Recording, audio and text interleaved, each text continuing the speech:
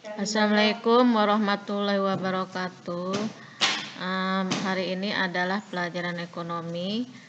Kita lanjutkan untuk pertemuan kedua. Materi masih tentang konsep dasar akuntansi, ya.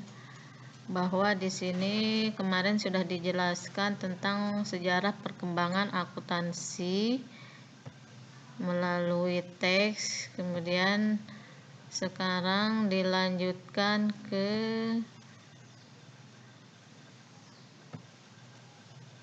sistem informasi akuntansi, bahwa sistem informasi akuntansi adalah mengidentifikasikan, mencatat, dan mengkomunikasikan kejadian ekonomi dari suatu organisasi kepada pihak yang berkepentingan. Itu adalah pengertian akuntansi. Kemudian manfaatnya adalah terdiri dari dua. Satu, manfaat umum, dua, manfaat khusus. Manfaat umum di sini memperoleh informasi keuangan perusahaan yang akurat sehingga pemakai laporan keuangan dapat mengambil keputusan dengan tepat sebagai alat pertanggungjawaban manajemen kepada pemilik perusahaan. Yang kedua adalah manfaat khusus. Manfaat khusus ini memberikan informasi keuangan yang dapat dipercaya, memperoleh laba, informasi mengenai kebijakan yang digunakan perusahaan serta aktivitas pembiayaan dan investasi. Kemudian dilanjutkan dengan siapa pemakai sistem informasi akuntansi. Terdiri dari dua. Yang pertama adalah pemakai internal. Pemakai internal adalah pihak yang melakukan perencanaan, pengorganisasian, pengarahan, dan pengendalian organisasi. Seperti di sini manajer, kepala bagian produksi, direktur keuangan, kemudian yang bisa yang lainnya yang termasuk ke dalam pemakai internal informasi akuntansi perusahaan. Kemudian yang kedua adalah pemakai internal. Pemakai internal adalah kreditur, pemerintah, investor, pemasok, kemudian pemegang saham, karyawan, dan masyarakat. Itu adalah pemakai internal. Kemudian di sini karakteristik kualitas informasi akuntansi.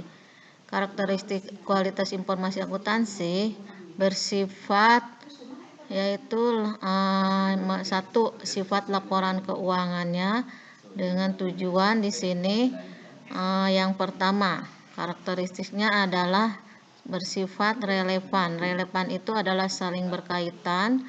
Yang kedua, dapat dimengerti. Yang ketiga, tepat waktu. Yang keempat, daya banding. Yang kelima, daya uji. Kemudian netral, materialitas, kemudian nilai prediksi. Tujuan laporan keuangan ini adalah menurut standar akuntansi keuangan, kemudian menurut prinsip akuntansi yang tertera di Indonesia.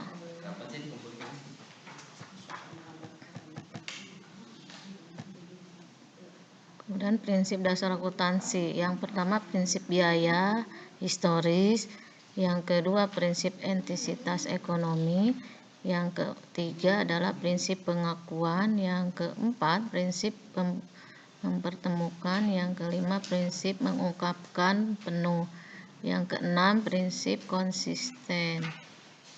Yang dilanjutkan bidang-bidang akuntansi. Bidang-bidang akuntansi di sini ada akuntansi keuangan, akuntansi pemeriksaan, akuntansi biaya, akuntansi manajemen, akuntansi anggaran, perpajakan, sektor publik, dan sistem akuntansi. Itu adalah bidang-bidang akuntansi. Tetapi yang sering kita lakukan yaitu adalah akuntansi keuangan.